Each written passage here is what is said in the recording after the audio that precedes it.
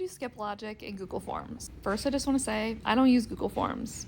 I don't recommend Google Forms because I don't think it has enough features to do like a truly good survey.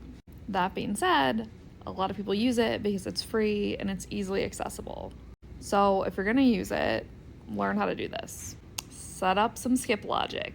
That's a logic that we would use like if someone said yes, they should see these questions. If they said no, they should see these different questions. It doesn't have to be just a yes/no answer. It could be literally like, what event did you go to? And if they click this event, they see these special questions. If they click this other event, they see different questions. You can use it anytime you want to route people a special way through your survey depending on how they respond. And I keep hearing that people say, oh, you can't do this in Google Forms, but you can, so I'm going to show you real quick.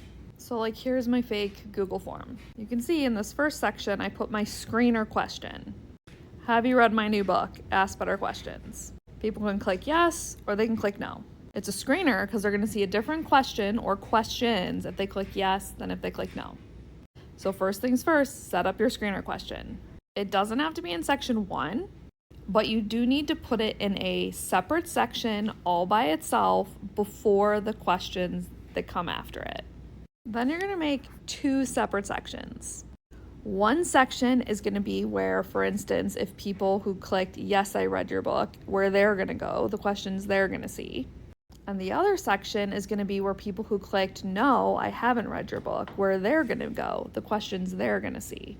So you have your screener question, and then you have the sections where you want people to go based on how they respond to that question.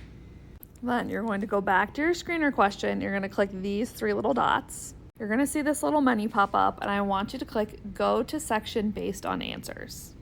Then your question's going to look like this, and you'll see next to yes, it says Continue to Next Section. Next to no, it says Continue to Next Section.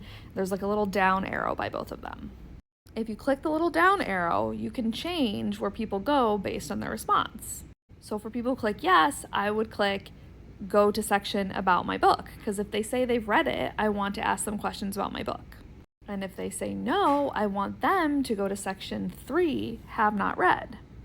Now the question looks like this, and you have successfully done Skip Logic, which means people who haven't read my book are not going to see questions about my book, and people who have not read my book are just going to get asked why they haven't read it yet. So people are only seeing questions that are relevant to them. Most survey platforms allow you to do this. Again, as I've said before, even Google Forms, which is not a really good survey platform, lets you do this. So no excuses. Use the Skip Logic. And if you're wondering, I do have a book. It is called Ask Better Questions, and it comes out on September 26th.